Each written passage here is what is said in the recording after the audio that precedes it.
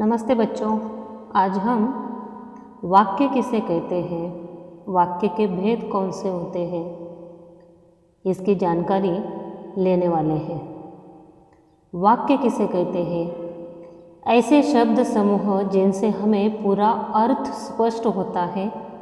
हम उन शब्द समूह से कुछ बातें समझ पाते हैं, उसे हम वाक्य कहते हैं। यानी कि जिन शब्द समूह से हमें पता चलता है कि यहाँ पे कौन सी बात बताई गई है, यानी कि हमें ज्ञात होता है कि इन शब्द समूह से हमें क्या पता चलता है, क्या बात कही गई है, उन्हें हम वाक्य कहते हैं। जैसे मंदिर गांव के पास में ही है, बच्चे मिलजुल कर नहीं खेलते, अजय अब पढ़ाई करने बैठो, आप कहाँ से आए हैं? वाह, क्या लिखावट है आपकी। इस तरह से जो शब्द समूह यहाँ पे दिए गए हैं उनका अर्थ हमें यहाँ पे स्पष्ट होता है। वाक्य के भेद कौन से हैं? तो पहला है विधानार्थक वाक्य।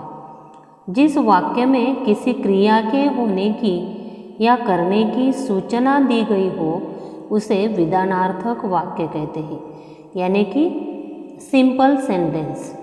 जैसे कि सूरज पूर्व दिशा में उगता है, चाचा जी बड़े दयालु हैं, पिंकी पाठशाला में जा रही है। इस तरह से जो वाक्य में से हमें सिंपल सी बात ध्यान में आती है, यानी कि बताई जाती है, सिंपल विधान यहाँ पे किया जाता है, उसे हम विधानार्थक वाक्य कह सकते हैं।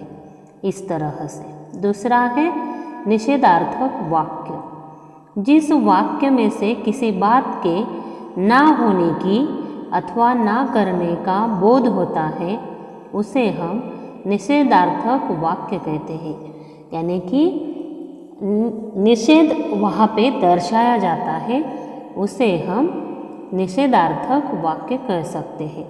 जैसे कि मेरा नाम निशा नहीं है, यानी कि यहाँ पे निषेध दर्शाया गया है कि मेरा नाम कुछ और है, निशा नहीं है। मैं पाठशाला में नहीं जा सकता, कुछ वजह से मैं पाठशाला में नहीं जा सकता, यानी कि यहाँ पे निषेध है। मामा जी घर पर नहीं जाएंगे, मामा जी घर नहीं जाएंगे। इस प्रकार से निषेधार्थक वाक्य होते हैं। अगला है आज्ञार्थक वाक्य। जिस वाक्य में किसी भी प्रकार की आज्ञा की गई होती है या प्रार्थना का बोध होता है उसे हम आज्ञार्थक वाक्य कहते हैं। यानी कि कई वाक्यों में से ऐसा प्रतीत होता है कि उनमें किसी को आज्ञा दी गई होती है, तो उन्हें हम आज्ञार्थक वाक्य कह सकते हैं। जैसे कि तुम गांव चले जाओ, यानी कि यहाँ पे आज्ञा दी गई है कि तुम चले जाओ, ये काम पूरा करो, ये काम पूरा करो, ये किसी को आज्ञा दी गई है, इसलिए हम इन्हें आज्ञार्थक वाक्य कह सकते हैं।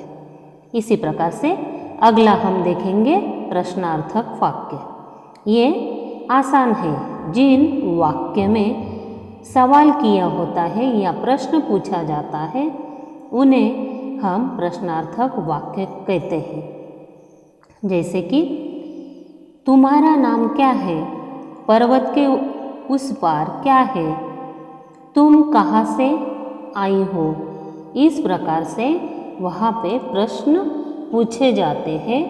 जिन वाक्यों में से प्रश्न का बोध होता है उन्हें हम प्रश्नार्थक वाक्य कहते हैं।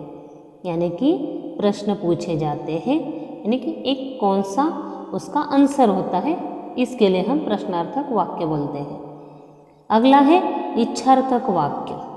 जिस वाक्य में कोई इच्छा या आशीर्वाद दिया जाता है या दर्शाया जाता है उसे हम इच्छार्थक वाक्य कहते हैं। यानी कि इच्छा जताई जाती है या आशीर्वाद दिया जाता है, इसे हम इच्छार्थक वाक्य कहते हैं। जैसे ईश्वर आपको सफल करे, खूब पढ़ो, आगे बढ़ो, भगवान आपका भला करे।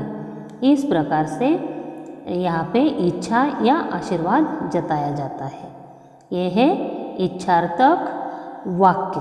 अगला हम देखेंगे संभावनार्थक वाक्य। संभावना यानी कि किसी काम होने की या कोई भी चीज़ होने की संभावना दी जाती है, उन्हें हम संभावनार्थक वाक्य कह सकते हैं। जिन वाक्य में से कोई संभावना या संदेह व्यक्त किया जाता है, उन्हें संभावनार्थक वाक्य कहते हैं। जैसे कि कल शायद बारिश होगी, कश्मीर का सौंदर्य देखकर तुम्हें अच्छा लगेगा, बारिश होगी, फसल होगी। यानी कि यहाँ पे संभावना दर्शाई दी गई है। जैसे कि कल शायद होगी, बारिश होगी, इस तरह से संभावना दर्शाई जाती है, उन्हें हम संभावनार्थक वाक्य कहते हैं। अगला हम देखेंगे कौन सा है, विस्मयार्थक वाक्य। ये क्या होता है, जिन वाक्यों में विस्मय, हर्ष, क्रोध आदि भाव व्यक्त किया जाता है, उन्हें विस्मयार्थक वाक्य कहते हैं। यानी कि हमारी भावनाएं प्रकट की जाती है, उन्हें हम विस्मयार्थक वाक्य कहते हैं।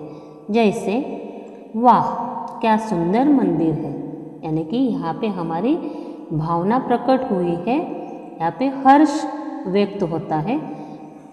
उफ ऐसा नहीं होगा, उफ ऐसा नहीं होना चाहिए था, यानी कि कुछ गलत हुआ है, इसलिए यहाँ पे खेद यहाँ पे प्रकट हुआ है, इसलिए ये वाक्य बनाया गया है। वाह क्या सुंदर लिखावट है, यानी कि यहाँ पे विस्मय या हर्ष दिखाई देता है। अगला है संकेतार्थक वाक्य। जिन वाक्यों में से एक क्रिया का दूसरी क्रिया की ओर संकेत होता है, यानी कि पहला वाक्य दूसरा जो वाक्य होता है उसकी तरफ संकेत दर्शाता है, उसे हम संकेतार्थक वाक्य कहते हैं। जैसे यदि समय पर वर्षा होगी तो फसल अच्छी होगी, अगर अच्छी पढ़ाई करोगे तो परीक्षा में उत्तीर्ण होगे या अव्वल आओगे। इस तरह से पहला जो वाक्य होता है उसका संकेत दूसरी तरफ होता है, यानी दूसरे वाक्य पर होता है, इसलिए हम इसे संकेतार्थक वाक्य कहते हैं। इस तरह से आज हमने वाक्य किसे कहते हैं, वाक्य के भेद कौन से होते हैं आदि जानकारी ली है। यानी कि आपके ध्यान में आना चाहिए कि जिन शब्द समूह से हमें अर्थबोध होता है उन्हें हम वाक्य कह सकते हैं, और वाक्य के जो भेद हैं उन्हें हमने आज देखा है। वाक्य के भेद हमने 8 देखे हैं, आपको ये सब लिखना है। धन्यवाद।